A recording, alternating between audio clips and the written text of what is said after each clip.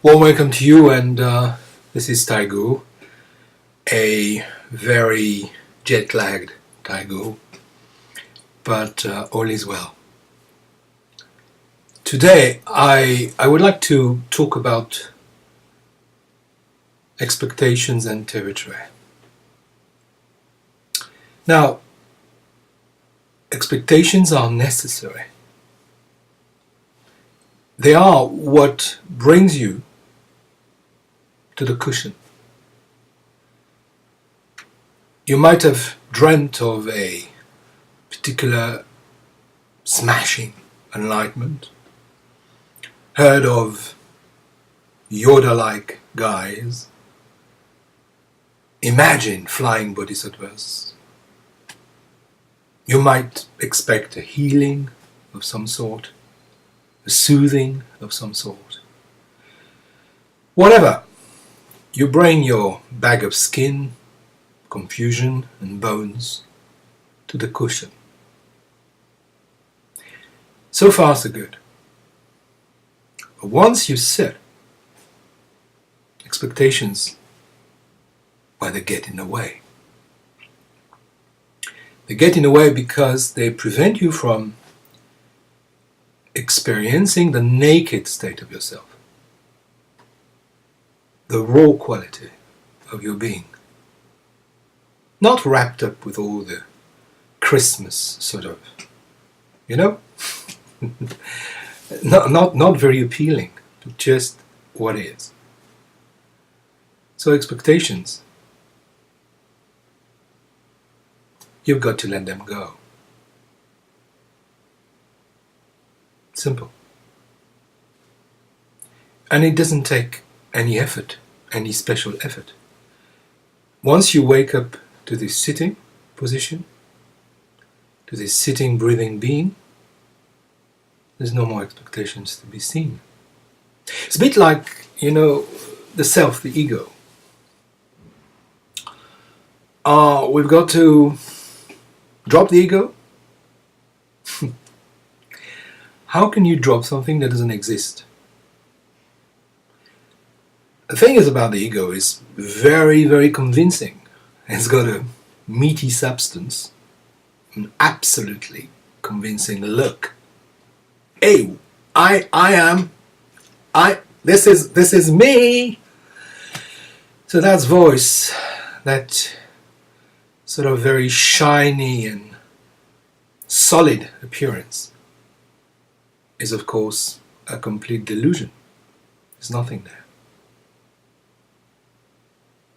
So you don't have to drop the ego. You just wake up to the reality of sitting. And then the egolessness arises naturally. It's your normal condition. So this idea of not aiming at a particular goal, Mushotoku, has nothing to do with having the goal to achieve Mushotoku, which would be another goal, expecting some sort of freedom, relief. No. In fact, this practice is a practice of simplicity. Bare, naked, simple, direct.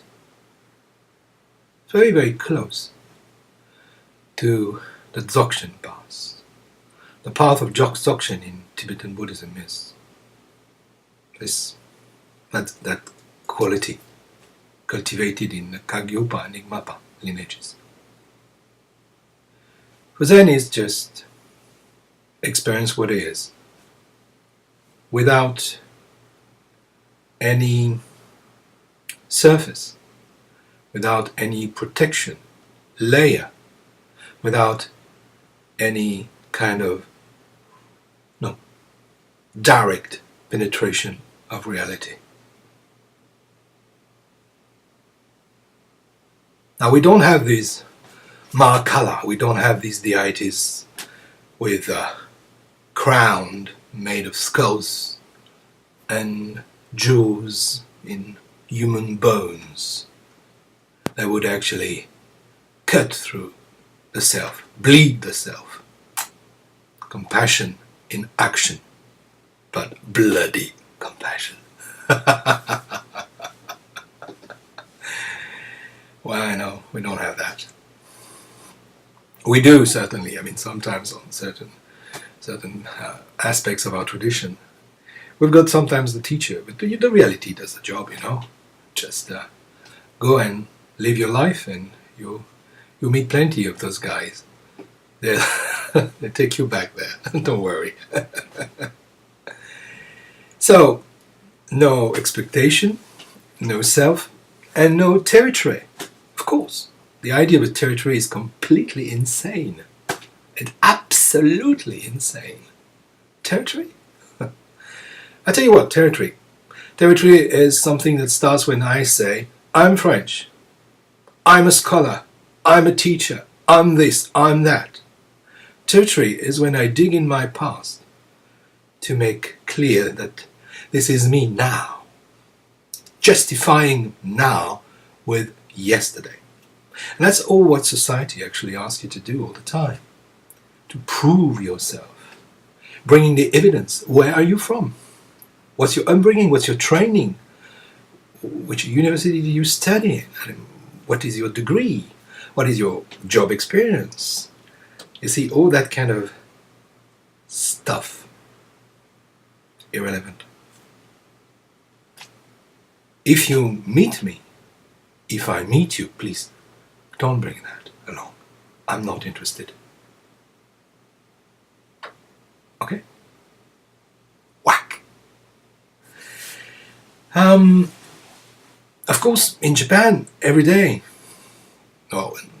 often people ask me, where are you from? And when I say, I'm from Japan, they laugh.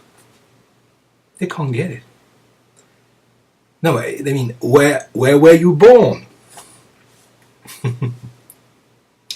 This is silly, They're not interested to meet me. They're interested to meet my past.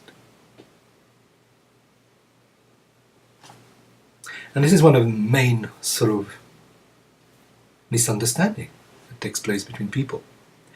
It's when their past is taking their place, or when you expect somebody to bring forth the past rather than just be free, utterly free in the present. That's scary. You see, that's very scary. The past is conditioned, it's wrapped up, it's all organized, it's made to be very presentable. Now maybe very chaotic, very confused, but also very inspiring. That's what artists, fools, and guys that practice Zen like you and me are living. Living in that rooted, open presence. So, territory, self, expectations. So what's left? Is it that sad? So tell me, even if I sit front row with a popcorn, I'm not going to see the movie? Of course there's the movie, guys. There is a wonderful movie, but it's not the movie you expect to see. You might just be taking an very active part in it. I mean, you play in the movie. Not just sit and eat your popcorn. First row. No, this is much bigger. So, much bigger and there's much freedom in it. But freedom is not the let's do what we want freedom kind of type. You see what I mean? Freedom has, of course, a very different meaning in Buddhism. We might look at it another time. But for now, please, focus on practice. Just that. Forget who you are, where you come from. You sit your body-mind on the cushion. You just be. That's all. And then when you get up, you go about your business. Simple. Yet difficult. Take great care. See you soon.